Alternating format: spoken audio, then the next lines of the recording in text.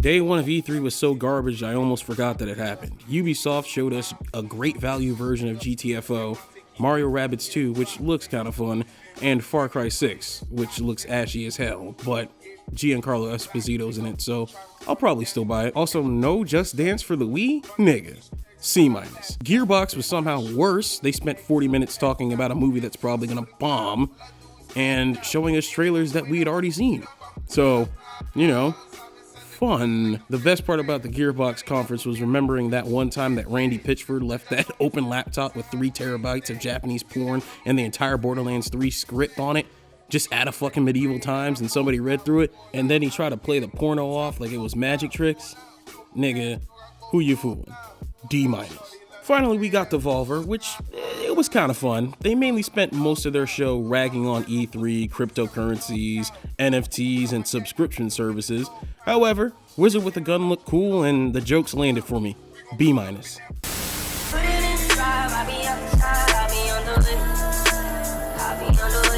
Day 2 was much better than day 1, but was still somehow a mixed bag, which is weird to think about. Xbox started off strong as shit. They started off by showing a trailer for Starfield, which looked ashy, but it had a release date, and the release date is more than a year from now, so they'll probably fix whatever ashiness is there. And also, all Bethesda games kind of look ashy, so it's not really a problem. It didn't look as ashy as Far Cry 6, I'll tell you that much. Then we got Stalker 2 gameplay, which looks fucking tasty. That shit looks like a 5-star meal, like goddamn. Then we got some Battlefield gameplay, which looks like Battlefield 4, but with more people, which isn't inherently a bad thing. But you know, it's just a tiny bit samey, just a little bit. It looks like I've played this game before. But it also has a grappling hook, which means that I'll most likely buy it because that's cheating, and I'm extremely biased. I love grappling hooks, criminally underused mechanic. Then we got the big boy, yes, Halo Infinite. That shit looks fire. That shit just unadulterated fire, just pure fire. However, we did not get a real release date. It said holiday 2020, holiday 2021, which is fine until you realize we also didn't get a release date for the beta. Now that's where I got a little bit of issues, because if a game's supposed to be 5 months out, why isn't there a release date for the beta? You smell that? It smells like a delay, boys. I'm telling you, I don't want it to get delayed, but it's smelling like a delay. That's the smell of this game. It's smelling like a delay. I'm smelling March 2022, just like Doom. I don't want it to be. I hope it's not, but it smells like it. It's that stench coming over the horizon, bro. It's that delay game stench. That is the smell of this game right now.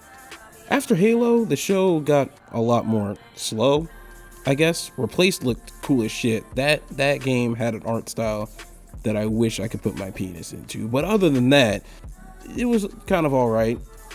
We ended on like 15 minutes of Forza, which is cool if you like Forza. And then we finally got a trailer for Redfall, but it was all CG, so it didn't matter. There was no gameplay. B+. Square Enix was pretty weak. We got 20 minutes of Guardians of the Galaxy, which looked cool, but it ran bad. And then the announcement that the first 6 Final Fantasy games are getting ported to phones. Cool. Then we got Final Fantasy VII Battle Royale, Final Fantasy 1 but gritty and mean, and I don't like chaos. And we also got Life is Strange 3, where the main character's power is empathy. You know, if the message of the game wasn't spelled out enough for you, there it is. Her power is it's empathy. Good job, Square Enix. And that was it. Cool. C+. WB only showed Back 4 Blood, but Back 4 Blood looks great. It looks like the Left 4 Dead game we never got. B-. And the PC Gaming Show was the PC Gaming Show. C+. The Future Game Show was pretty much if you took the phrase mixed bag and made it an event. There were a few games that I was interested in, personally, but then there were a lot of games that just didn't really stick out to me. It all started to look the same. Like, I swear, I saw the same 15 isometric games at the same time within like a 10-minute period, and my brain just started breaking. I couldn't tell what was what anymore. But there was a few cool ones. Hell Let Loose, Learn to Talk, looks cool. Enlisted already is out, and I played a little bit of it. It's pretty fun. It's like a pretty arcadey type of game, like arcadey Battlefield, I guess. Severed Steel looks like if you gave a Samus a gun, which is a great idea. And it also looks like it blends a lot of stuff from games like Mirror's Edge. And Harold Halibut looks like Coraline the game. Coraline? Fuck. Coraline the game. You know, it's very stop motion claymation-y, and it has an interesting premise, so I thought it was pretty interesting. But other than that, you know, we got Delivering Mail the game. And Delivering Mail but Kiwis. And Beaver the game. And the Furry Detective game. And then isometric game number 85. And then that was it. That was it. C+. It wasn't as funny as the Devolver show, but you know, C+. I feel like C+ is right. Been outside, that's with the crew. Make my night up on them. E3 Day 3, a bunch of shit happening, yet nothing at all, so we're gonna speed run through this. Verizon was just a commercial for 5G. F. Intellivision was just a shitty future game show. D-. Take-Two Interactive just had a Zoom meeting. F-. Mythical Games made fucking NFTs the game. You get a Z-. You get a Z-. Z. Because you got to be thinking on a different goddamn axis to think that that was a good idea in the slightest. You get a Z-. The Indie Game Showcase was okay. C. Freedom and Ven, I didn't watch those, so not applicable. And Capcom pretty much said, here's some Phoenix Wright gameplay.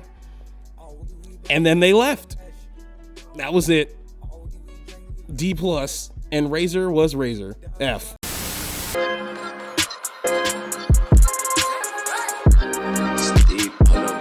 Nintendo fucking killed this shit on day 4. Excuse me?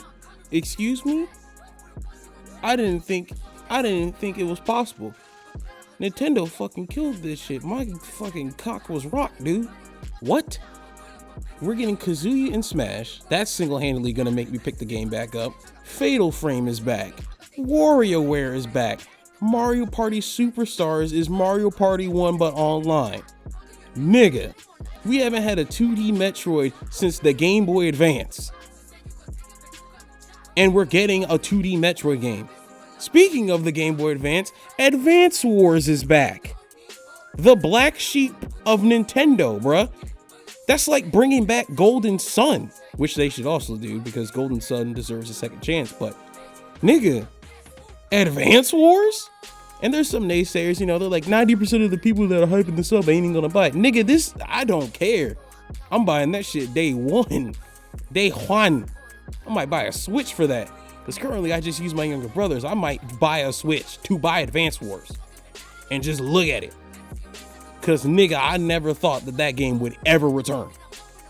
Fucking Advance Wars 2. And Breath of the Wild 2? Come on, son. Come on, son. Is that even a sequel to Breath of the Wild? That's like a sequel to A Link Between Worlds. We're going back to Low World on these niggas? With the reverse music? Bruh. Come on. Come on, son. Come on, son. There was only one fault of this goddamn conference. I didn't see Bayonetta 3. And to be honest, if I did see it, I probably would have died. Probably would have had a heart attack right on the spot. Because Advance Wars already stole my spirit. I didn't know it was possible. Bruh. If I had seen Bayonetta 3, if I had seen Baby Girl Return, I probably would have died. It's not, no exaggeration. No exaggeration. Like, goddamn. What a fucking show. I know some people don't agree, but like, to me at least, what a fucking show. Fucking Fatal Frame, dude. Fatal Frame? I didn't even know people played those games. Nigga. I thought, bruh. A-. And it's only getting an A- because it didn't show Bayonetta 3. If Nintendo showed Bayonetta 3, that shit might have gone down as one of my favorite E3 events of all time.